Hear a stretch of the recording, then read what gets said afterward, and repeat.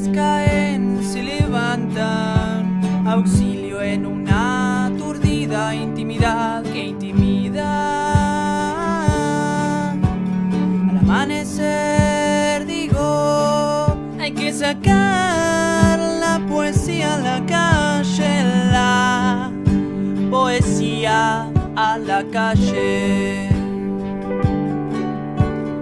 Poetas riman, rimo a veces, brazadas de sigilos que vienen de adentro. Hay que sacar la poesía a la calle, la poesía a la calle, la poesía a la calle. ¡Poesía!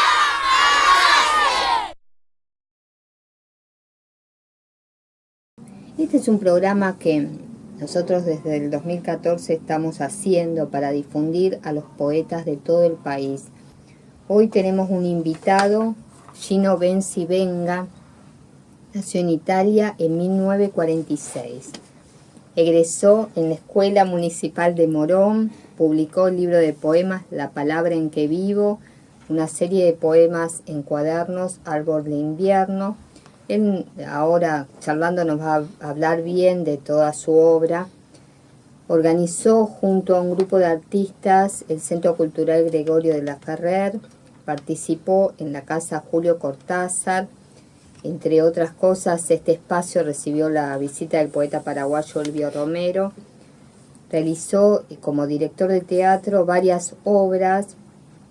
Es el fundador del teatro La Tapera desde el 2010, que bueno, ahora nos va a contar bien todo lo que está haciendo, ¿no?, en el teatro y en qué se basa, todo, cómo lo conforman.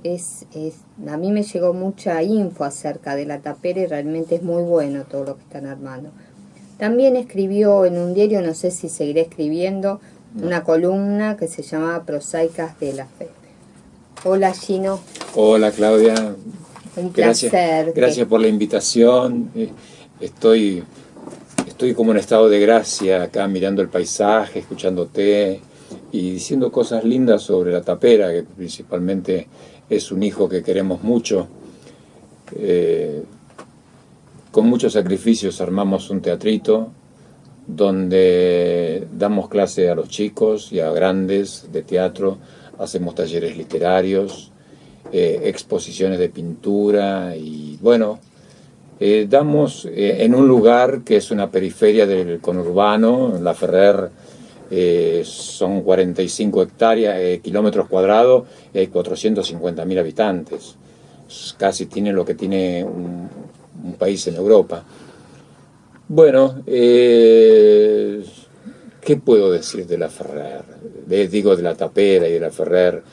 Es mi vida, es mi obra, es mi teatro, existo ahí, vivo ahí, poetizo sobre La Ferrer, es mi lugar en el mundo, pudiendo vivir en Italia, pudiendo vivir en Barcelona, en España, en San Nicolás o en General Belgrano, elijo La Ferrer porque están mis raíces, están las cenizas de mi padre, de mi madre, de mis hermanos. Y yo siempre digo, donde están las raíces de los padres, uno es como que tiene un mandato telúrico, ¿no? Es ahí donde transcurrió la existencia de mis ancestros prácticamente, tanto mi abuelo, que trabajaba en un corralón y iba todos los días a trabajar en bicicleta por las calles de barro, de tierra dura. Bueno, eso es un poco la realidad de La Ferrer, de La Tapera, de mi vida, ¿no? Empecemos bien por el comienzo. Lo que tú quieras, ¿no? Me fui para el diablo. No, porque vamos a hablar de La Tapera porque es importantísimo, la verdad, lo que estás haciendo y nos vas a contar bien cómo surgió, cómo se te ocurrió la idea, ¿no?, de empezar de formar este teatro. Era una casa vieja. Yo tenía amo la huerta. Yo trabajo en mi huerta, soy un fanático de la huerta. Entonces había pedido prestado un lote y yo me había juntado con una chica ahí, enfrente de la tapera, y me habían prestado ese lote para hacer mi huerta. En un momento dado, hay un quinoto, hay una naranja, hay higos, hay paltas, más la huerta que yo tenía. Y un día me dice Tití, el dueño, me dice, Gino, voy a vender la casa. Uy, se me vino la noche. Se me vino la noche por la relación que tenía yo con la quinta. Todavía no había pensado en el teatro, porque yo estaba haciendo teatro en la Casa de la Cultura de la Ferrer. Tenía un coche nuevo, prácticamente. Lo vendí así, aceleradamente, y dije, ¿cuánto querés? Tanto. Bueno, vendí el coche, junté unos pesos y la compré. Pero era una tapera, era una casa abandonada que hacía casi 35 años que no se usaba. Tenía parquet, tenía mosaicos antiguos. Yo estaba enamorado de esos mosaicos antiguos. Tenía un parquet de pinotea, de cedro, todo podrido. Bueno, la cosa que yo pensando que adquiriéndola, con lo poco que me quedaba de plata, la iba a poner a funcionar como algo para ensayar. Ay, Claudia, me costó mucho, 1 año trabajando, yo pensando que alguien me iba a venir a ayudar, yo solo. Todo solo. Yo solo. 15 días trabajé con un empleado que si seguía yo dejándolo solo me iba a esquilmar porque me cobraba bastante, menos mal que era amigo. Bueno, ahí me agarra una CB inclusive. De tanto esfuerzo. Imagínate que en un día hice un pozo, si seré tan bruto, que un día me hice un pozo ciego yo solo. ¿Viste? Quedé loco. Porque yo tengo ese tupé de creer que tengo todavía la edad de mis sueños, ¿no?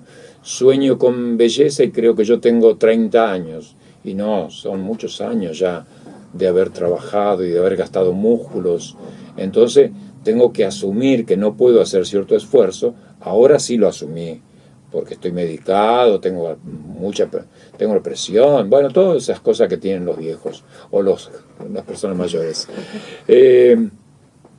Bueno, esa casa colonial vieja que tenía un dormitorio de 420 por 420 y tenía un jardín de 4,5 metros, se constituyó en una sala de 9,5 metros por 420, con todas cosas recicladas, encontradas, pedidas, robadas y compradas. Y es un barroco cirujero mi teatro. Todas cosas viejas, ventanas de Maús, puertas. Tengo una puerta de principio del siglo XIX, sí, todo cedro. Bueno, ahí se hace arte. Hay talleres literarios, hay encuentros poéticos. Lo que siempre soñé, a mí me construyó como persona, porque yo vengo de una familia de analfabetos. Mi madre no sabía ni leer ni escribir, era campesina en Italia. Mi padre también. En el 45, cuando terminó la guerra, ellos eran campesinos en Cayazzo. Cuando terminó la guerra, gracias a Perón, compran a pagarlo. Vinieron para acá para pagar los boletos y nos vinimos para acá. Pero no teníamos nada. ¿Vos cuántos años tenías? 5. Pero no teníamos plata, nada, éramos muy pobres, los pobres de la comarca, como digo en un verso. Y fue duro todo. Entonces, pero lo que me construyó, porque yo tuve muchos problemas con el idioma. Mamá no me podía enseñar, y en la Ferrer, en el año 51, cuando llegamos, no había escuelas todavía, había un impasse que estaba en construcción. Y se pone, la escuela de la Ferrer se abre en el 54. En el 54, o sea que yo empecé el primer grado a los casi 9 años.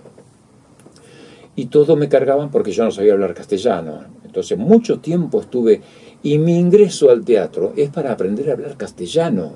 Mira qué loco. Sí, la verdad yo quería, y aparte nadie me sabía decir nada. Estuve 1 año haciendo papelitos para cine porque yo quería hablar castellano. Bueno, después un amigo generoso en una fábrica, yo empecé a trabajar a los 13 años en una fábrica, me dijo, vos tenés que aprender teatro. Y me inscribí en la Escuela Municipal de Morón.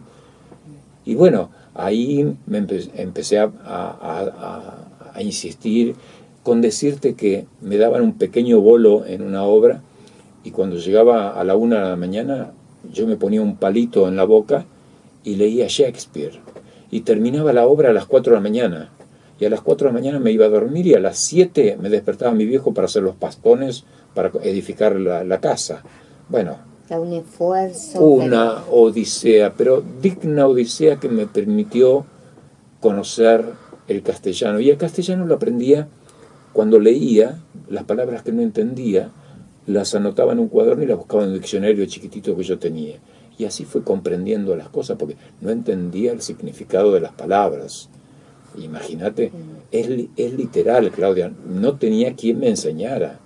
No había gente, es más, éramos el hazmerreír, porque mi padre me pelaba con una 4-0, esa que estaban en la colimba antes, y todos me decían Tano cabeza de tuna, ¿viste? Tanito cabeza de tuna, y yo tímido, vergonzoso, nunca tuve sociabilidad así, me la pasaba cortando pasto para darle a los conejos. Bueno, toda esa vivencia, esa experiencia, esos contratiempos de crecimiento, ha hecho que ame la palabra, ame la poesía, ame el teatro. El teatro es palabra también y poesía. Y bueno, se construya un sujeto leyendo libros, bueno. Vos decís que amás la palabra. Bueno, ¿qué representa la palabra en vos? La palabra representa principalmente llevarlo a lo que vos vivís. Yo no le doy identidad a un poeta que no me hable del poeta. Puede usarme la metáfora, puede usar lo que quiera, el símbolo, cualquier cosa, pero tiene que estar la experiencia de esa personita. Cuando yo veo que el poeta habla de una literatura abstracta y dejó la vida de él en un cuartito en el fondo o en un cuartito de colores, creo que en eso está el desafío del escritor, buscar el estilo o buscar un género, pero que en definitiva lo represente a través de su experiencia vivencial, ¿no? Emocional. Ahí es donde uno percibe la carnadura del poeta. Si no, uno a veces lee personas que hacen literatura de literatura, como que tienen muchas lecturas y hacen un calco de lo que leen, y con algunas variantes así idiomáticas, pero yo ahí veo mucha puesta en escena, y la poesía es otra cosa. ¿Y vos ves mucho de eso en la poesía actual argentina? Sí, veo en la poesía urbana principalmente. Una de las cosas que más abundan es que no hay esos viejos poetas donde te decían, deja descansar la poesía 3, 4 años, y retomarlo cuando se te enfríe la emoción que te lo produjo. Porque, por ejemplo, acá en la Argentina en este momento hay 2 o 3 millones de libros de amor, pero libros de noveles, del primer libro que edita una personita que se enamoró. Entonces empieza con los lugares comunes, hoy te vi en la plaza y te convidé a un helado y así. A mí qué me importa que fue a la plaza y le convidaron un helado. Haceme de esa experiencia un original poema. No sé, quizás soy muy exigente, pero volviendo al tema de los autores. Ante los autores, yo recuerdo en una oportunidad a Nino Aliberti, haberle leído un poema en el año 73, 72, y me fue duro, me fui con bronca, Claudia, me fui medio enojado, porque uno tiene mucho ego. El ego es normal en todos los seres humanos, pero uno tiene que entender que el que sabe te está orientando bien. No podemos publicar lo primero que se nos ocurre en la escritura. Entonces, claro, te encontrás con que hoy en día hay muchos poetas y poca poesía. ¿Y cuándo podés decir que un poema está como para ser publicado? ¿Qué tiene que tener ese poema? Es interesante la pregunta. Yo creo que el poema se va perfilando cuando se le va saliendo toda la hojarasca. Cuando vos vas retocando el poema, lo vas, porque hoy también está el poeta atrevido que dice, yo no corrijo nada, yo lo largo así, y son puntos respetables, pero vayamos a Duncan, o a Cuatro Vientos, o a Cátedra, y vos no podés concebir que hay tantos libros de poemas, ¿viste? Ya llega un momento, Cuatro Vientos, me han regalado una antología donde hay 400 poemas.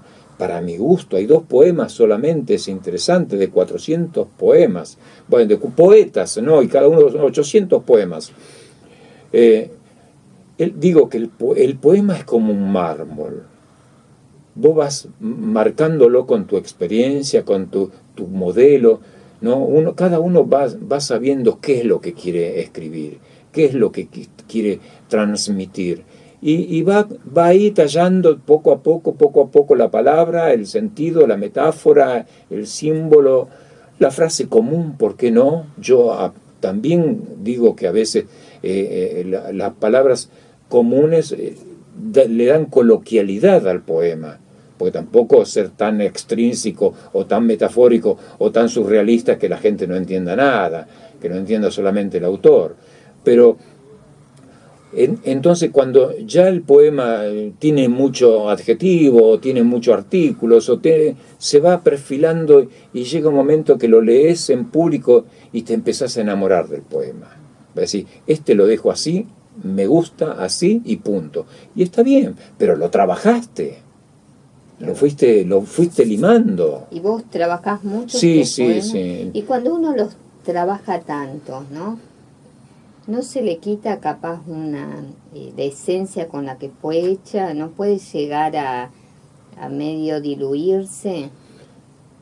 No creo porque nosotros también somos constructores de sentido. Nosotros tenemos la obligación de usar las palabras para resignificar una experiencia. No podemos ser lineales en la experiencia. Hay una cierta, me inundo de infinito, le debe haber costado un montón de borronear a Ungaretti. Y así un montón de otros poetas que han estado, yo no quiero abundar de ejemplos, pero los autores que yo quiero eran trabajadores de la palabra. Ahora, la emoción ya está, la viviste. Ahora trata de construir lo artístico de esa experiencia humana. ¿Y cómo se traslada esa emoción al papel y que no quede solo como emoción, sino que se transforma en obra de arte? Y lo da la experiencia de la poesía. El poeta, por supuesto que uno está hablando siempre de un plano de hipótesis, de deseos, ¿no? Yo siempre digo, yo sé lo que me gusta, pero no sé llegar todavía a lo que me gusta a nivel literario. Yo sé lo que es un buen poema, pero yo todavía no lo puedo escribir como quisiera escribirlo. A eso uno va trabajando. Hay que sacar la poesía a la calle, la poesía a la calle, la poesía a la calle. Hay que sacar la poesía a la calle, la poesía a la calle, la poesía a la calle. Díganme algo que encienda esta esquina de nadie, porque no es leve el paso. Por este crepúsculo andaban los hombres que fumaban y llenaban sus copas bajo las estrellas. Eran sus letras como puños, y siempre la ausencia flotaba en el aire. Pared, calle, tierra lleva un recuerdo. El hombre se puso un traje para despedir a sus amigos. Las típicas madreselvas quedaron en el tiempo. Todo se suma. A fuerza de amor y razón se estira el otoño. ¿Quién nos dará el recuerdo? Díganme algo. ¿Dónde está la campana y el alto ciprés y el paisaje de la foto donde ella tenía los ojos tristes? tarde de nosotros, como el que vivió ya es tierra sueño. Quemaré las naves donde están las cenizas de mi padre. Hermoso. Léenos otro más. ¿De qué libro? Son cuadernillos, cuadernillo Árbol de Invierno. Voy a leer Eso que vive. La tarde es una fruta en la herencia de un río. Aquí mi madre lloró a su madre en el mismo espejo donde nos miramos. Bajo el techo del galpón están las herramientas.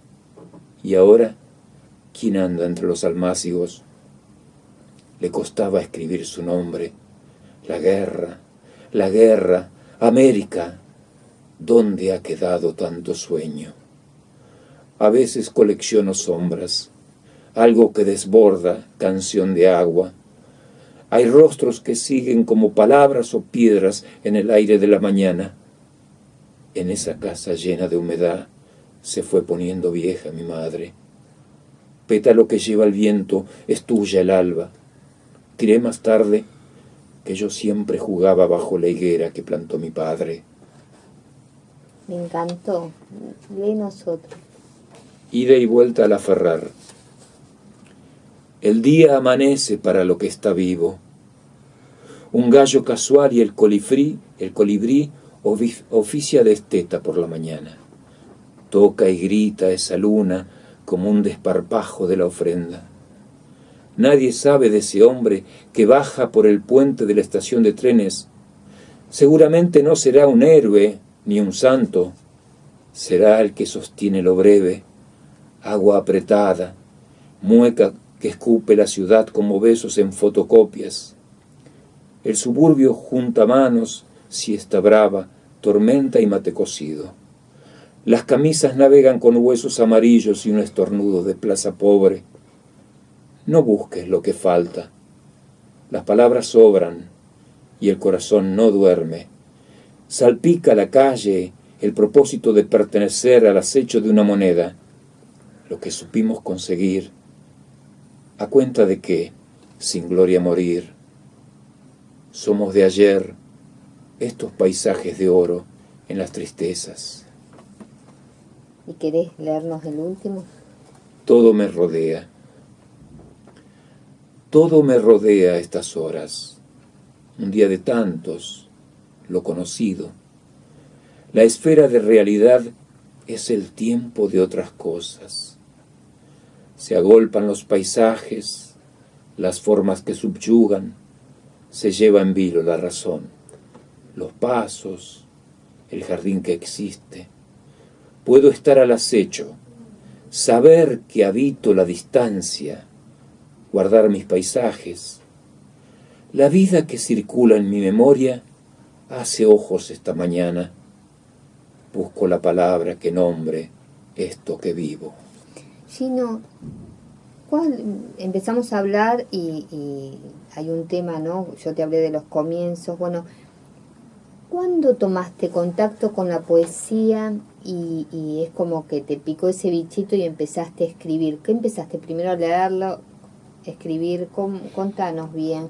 Un amigo en la fábrica de paraguas un día me regaló, como yo le pedía libros para leer, me regaló un libro de un poeta búlgaro que se llama Nicolás Vapsarov. Lo mató la SS en la Segunda Guerra Mundial, Hitler. Y ese hombre hablaba de la fábrica, hablaba de las máquinas, hablaba del hollín, hablaba del amor, hablaba de la injusticia del poderoso que oprime al pueblo. Y yo trabajaba en la fábrica y había hollín y iba al cine para enamorarme y estábamos padeciendo, ya estaban los militares y también era un tema embromado la política, y yo me sentía como que me representaba ese poeta. Y poco a poco, después leí 20 poemas de amor y una canción desesperada. Me lo sabía de memoria. emerge tu recuerdo de la noche en que estoy.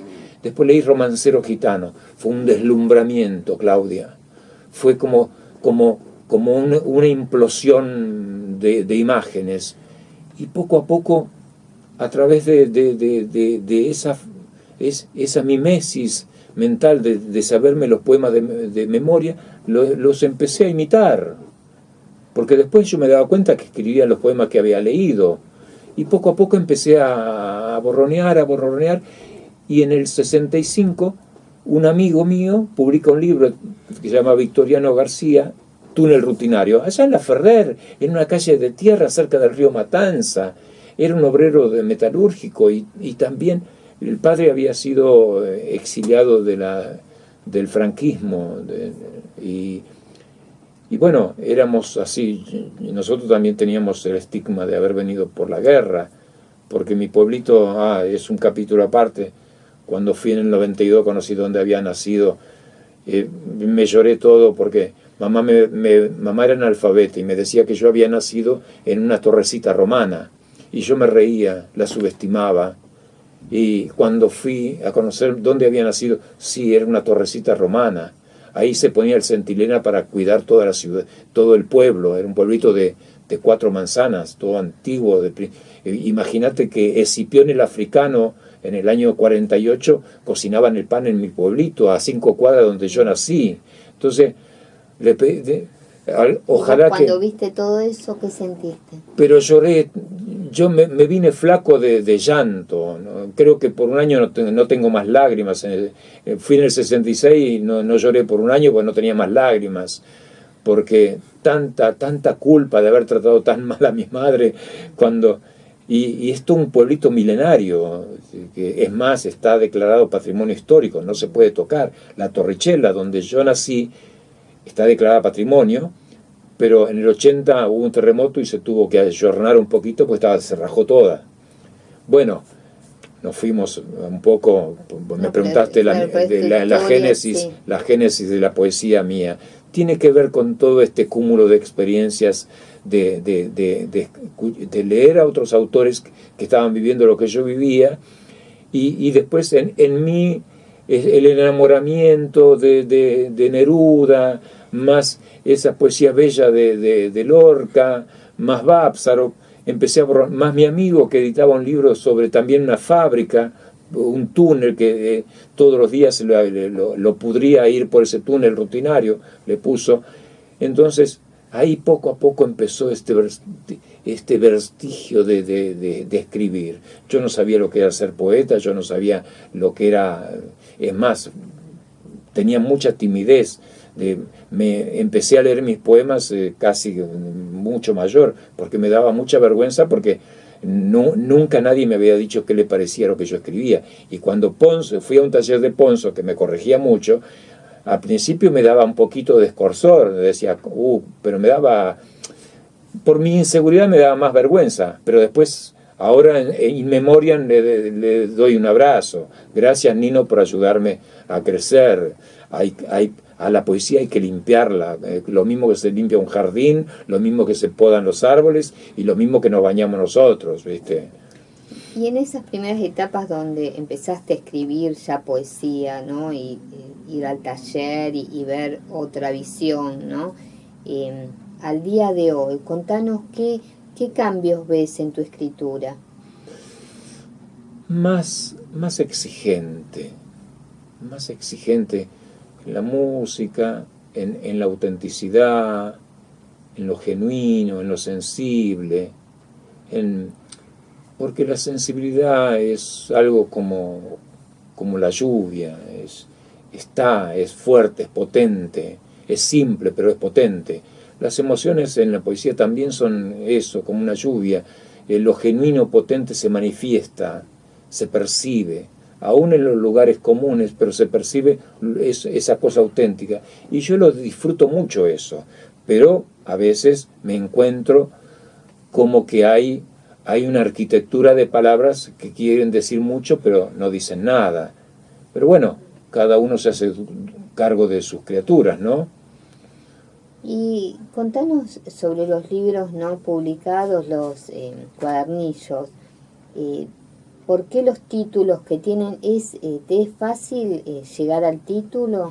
No, este título, tengo un amigo que se llama Pajarito Cuello, lo habrás escuchado nombrar, divino, lo quiero mucho, y él extrae de los poemas el título, y yo tengo un título que se llama El tiempo rompe lo que ama, y termina diciendo: estar más cerca de lo que regresa demarca lo inútil de tanto sentir a ciegas.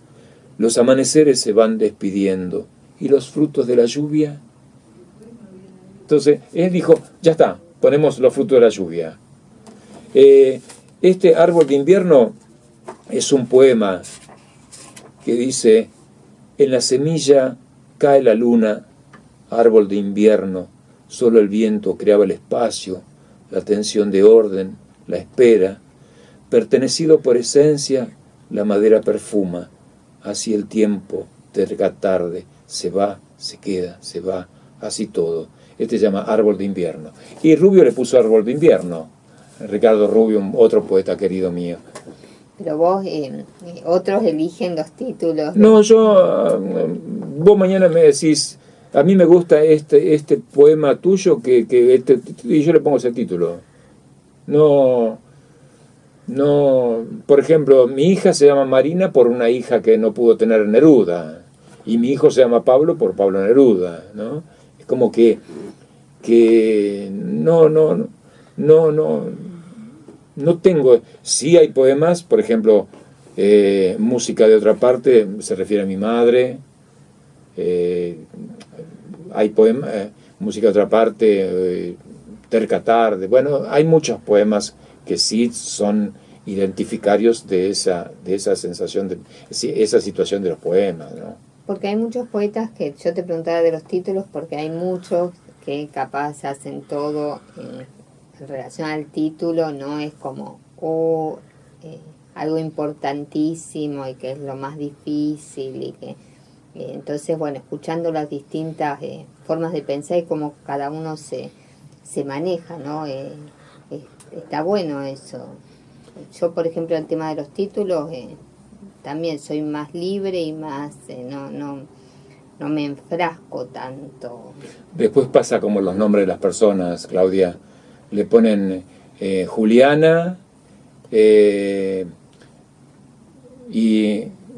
no, al revés, perdón.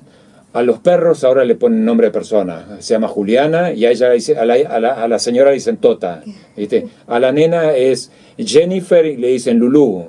Al perrito le dicen, a la perrita, a la gatita le dicen Jennifer y a la hija le dicen Lulú. O sea que a veces para denominar ciertas cosas nos guiamos por la emoción y así bastardeamos un montón de cosas, sí, ¿no? Totalmente. ¿Cuáles son los ejes en tu escritura no característicos? ¿Tenés temas que vos aparezcan y aparezcan a lo largo de todos tus escritos? La nostalgia.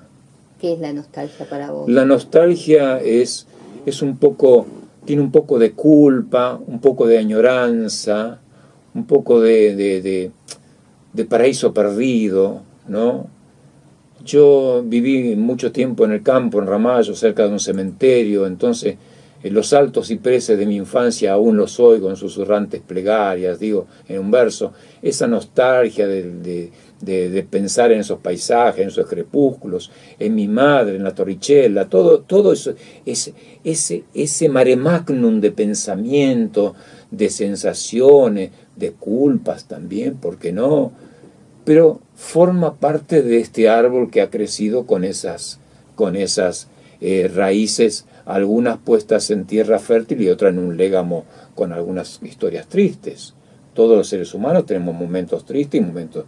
Nos nutrimos de eso, somos eso. Entonces, pero mi poesía es muy, muy nostálgica, muy rememora, y después esperanzadora y amorosa también, porque también pondero mucho la belleza por ser, ¿no? Ahí está el eje un poco de... Y después un poco filosofía, mucha filosofía. El devenir del tiempo, así, de perder ciertas cosas, me produce mucha tristeza. Gino, vos también hiciste cuadernillos literarios, contanos bien. Y los cuadernillos era la alternativa de las exposiciones que hacíamos en la Feria del Libro de La Matanza. Entonces me resultaba más fácil porque se vendían a 10 pesos y la gente los compraba. Un libro hoy en día es un poco caro. Es caro, sí. Y después vos te referís a los otros cuadernillos. Los otros cuadernillos se llamaba La Hoja de Todos, así se llamaba, La Hoja de Todos. Era el resumen mensual, a veces cada 15 días, de los poetas que participábamos en el grupo de poesía.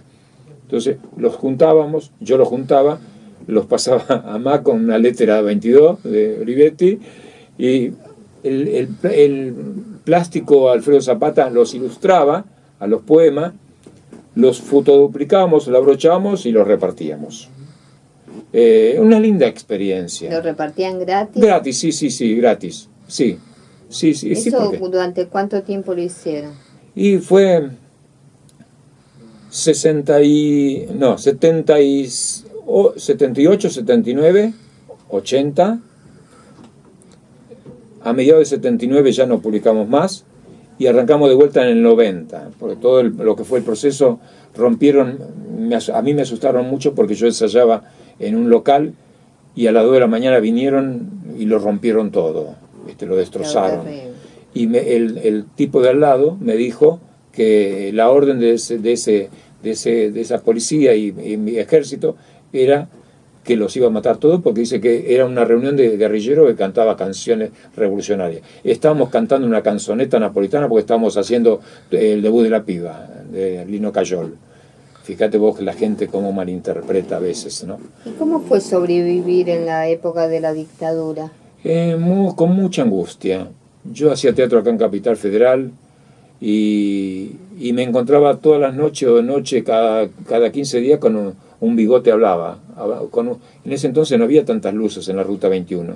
Entonces te bajaban del 86 y lo único que veías era un bigote que hablaba. La morsa, ¿viste? Así. Y yo le decía, haciéndome chistoso, y el inconsciente, le decía, por favor, muchacho, me saca tenían calada la bayoneta, el fal, no sé los nombres, pero te apuntaban así a 30 centímetros del estómago.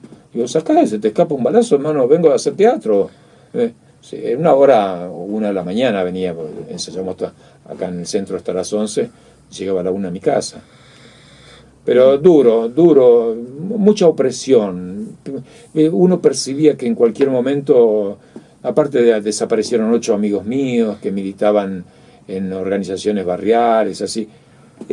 Comprometido militarmente estaba uno solo, pero lo otro éramos intelectuales de que, bueno, queríamos un mundo mejor, Claudia, luchábamos por un mundo mejor, creíamos que a través del arte, qué sé yo, el conocimiento íbamos a ascender a una escala social mucho más consciente, democrática, etcétera, etcétera. Pero bueno, terrible esa época, ahí. La verdad que un horror. Déjalo ahí. Después, en la actualidad, contanos qué es Alicia en la Ferrer. Alicia en la Ferrer es un proyecto de cine que están haciendo los chicos de la Tapera. Fueron todos alumnos de la Tapera. Muchos se fueron ya, porque cuando se casan, el arte no da para arte hoy en día. Desaparece el arte hasta que se sosiega el ímpetu fogoso de la adolescencia, y por ahí si había vena artística se retoma, y si no, se cría panza, se hacen panzones, tienen hijos, y fue un bello recuerdo pertenecer a un grupo de teatro, a un grupo de poesía. Siempre fue así la historia de la vida, y yo ni nadie lo va a cambiar. Sí, siguen los que, o retornan los que realmente lo llevan en la sangre. Tal cual, Claudia, tal cual. Bueno, y están filmando, y fue una linda experiencia, Claudia, poética experiencia, porque participó una escuela, la gente del barrio, el evangelista, hicimos un público especial para el evangelista cuando se encuentra con Alicia. Un hecho... Lo más lindo, tendríamos que haber hecho una filmación de la filmación, por todo lo que significó de asombro, de deslumbramiento, porque En mi barrio, por ejemplo, hay una colectividad boliviana, mucha gente boliviana. Y ellos, con respecto al arte, son parcos, porque han venido, pobrecitos, con muchas necesidades, entonces se abocan nada más que a trabajar y a trabajar. Bueno, es un proyecto que ya terminó, el director es Javier Basot y todos los chicos que pertenecen al grupo, que ahí sí están todos los actores de La Tapera. Y con respecto a la poesía, ¿no? ¿Vos pensás que la poesía puede llegar a cambiar el mundo? No, la poesía cambia a la persona, la hace más sensible. Dos personas sensibles más que dos brutos, entonces cambia a dos personas que ergo cambian al mundo después, porque eso se va multiplicando dentro de 200.000 años, 200.000 sensibles van a cambiar la historia. Pero así colectivamente, no. Y si cada vez hay menos gente escuchando poesía. Hoy en día se escribe poesía para los poetas, seamos sinceros. Hablemos de ese tema. Sí, es un tema duro. Es un tema duro. ¿Por qué crees que ocurre eso, que los poetas le leen a los poetas? Porque tenemos que tener, las únicas orejas son nuestros compañeros. La gente vive en un mundo arquetípicamente consumista y la poesía no tiene nada que ver con el consumismo. La poesía tiene que ver con la esencia humana, con las pasiones humanas, con la delicadeza humana, con el arte, con la belleza, cosa que no abunda mucho en el consumo superlativo, porque hay consumo que vos decís son bellas cosas, pero el consumo superlativo de pelearnos quién tiene mejor celular, quién consume ropa más de marca, o quién tiene mejor coche y no tiene un baño en la casa, es un problema. Estamos muy, muy preocupados. Pero bueno, yo no voy a modificar el mundo, Claudia, ¿eh? ¿No pensás que a veces tal vez los mismos poetas hacen un círculo cerrado, un gueto que no permiten que la gente, ¿no?, el común de la gente se acceda? Mediocres hay en todos los niveles culturales, porque sea poeta, sea sensible, no significa que a veces sea buena persona. Hay gente sensible, gente inclusive talentosa, que es mala persona, tiene mala onda, y los tenemos. Ese tema me gusta. Escribir poesía. El otro día me decía una conocida, ¿no?, que, bueno, aquellos que escriben, por ejemplo, poesía, que uno relaciona con todo lo interior, con las personas, ¿no? Dice, y a veces veo que capaz como persona deja mucho que desear o con ciertos pensamientos, y en la escritura uno lee y la verdad que capaz es un talento. Hay, ¿no?, muchos así, ¿eh? Y eso como... es así, es así. Es como cuando vas a comprar un remedio y el farmacéutico tiene cara de traste, ¿viste? Tenés que decir, deme el medicamento y te vas rajando. A veces, decir, a este no lo escucho y me voy. Pero hay poetas malos, que son malas personas. Sí. No somos todos santos. No, para nada. A uno le duele porque es la mezquindad de querer ser más de lo que es la mezquindad es el resentimiento de castigarnos a nosotros porque él no accede al plano que él se imagina que tiene que pertenecer, que le corresponde, claro. El ego es infinito, lo tenemos todo y algunos le ponen levadura a la mañana, pero bueno. ¿Qué poetas te conmueven? Un poeta que muchos me hablan mal y yo lo adoro es Neruda, es Lorca, es Vallejo, es Machado, es José Hernández también me gusta, Miguel Hernández me gusta. Yo leo mucho el Martín Fierro, por eso dije José Hernández. Me fascina leer el Martín Fierro y lo declamo en voz alta en teatro, porque cada sexteta de Martín Fierro es una enseñanza de vida, salvo cuando se tira con los tanos, ahí lo odio. Y si tuvieras que definir en una palabra lo que es la poesía para vos. La vida, la poesía. Si no estaría la poesía, no habría testimonio. mejor lo ampliamos al arte. Si no habría arte, seríamos igual que entes que viven sin dejar testimonio. Las elegías caen, se levantan, auxilio en una aturdida intimidad que intimida. Al amanecer digo, hay que sacar la poesía a la calle, la poesía a la calle. Los poetas riman, rimo a veces, brazadas de sigilos que vienen de adentro.